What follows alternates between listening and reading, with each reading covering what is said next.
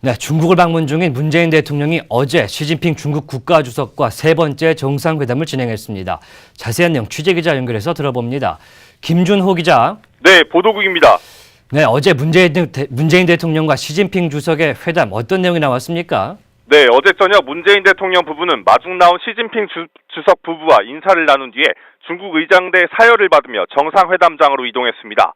양국 국가가 차례로 연주된 뒤 세 번째 정상회담이 시작됐습니다. 회담 자리에서 문 대통령은 전략적 동반자 관계를 통해 양국이 이룬 성과를 한 단계 더 발전시키자고 말했습니다. 평화와 번영의 역사를 함께 써나가는 첫걸음을 내딛자며 과거를 돌아보면 미래가 보인다는 사자성어 관왕지례를 인용했습니다. 또한 최근 양국이 겪은 일시적 어려움도 역지사지의 기회였다고 강조했습니다. 시진핑 주석은 사드 문제가 적절히 처리되기를 희망한다면서 기존 입장만큼의 언급만 했습니다.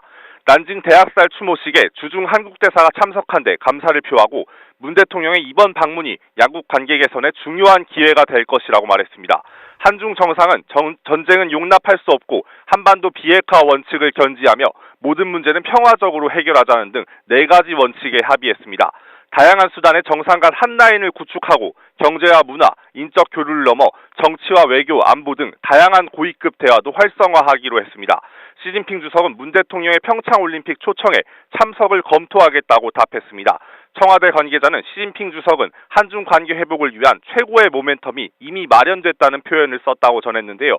사드 문제에 대한 입장 차이를 서로 인정하고 이제는 관계 개선에 힘쓸 시기가 왔다는 점을 강조한 것으로 해석할 수 있겠습니다. 예, 어제 정상회담 생각보다 분위기가 좋았던 것 같은데 김 기자, 그런데 어제 중국 경호원들의 한국인 기자 폭행 논란이 있었는데 이건 또 어떻게 된 내용입니까?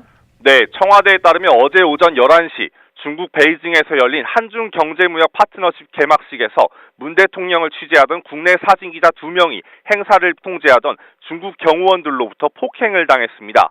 청와대는 즉시 중국 외교당국에 엄중히 항의하는 한편 폭행 주체가 행사를 통제한 담당한 사설 경호원인지 중국 공안인지 여부를 조사 중입니다. 기자 폭행 사건에 대해 강경화 외교부 장관은 왕이 중국 외교부장에게 한국 사진 기자 폭행 사건에 대해 유감을 표명하고 재발 방지와 책임자 문책을 요구한 상황입니다.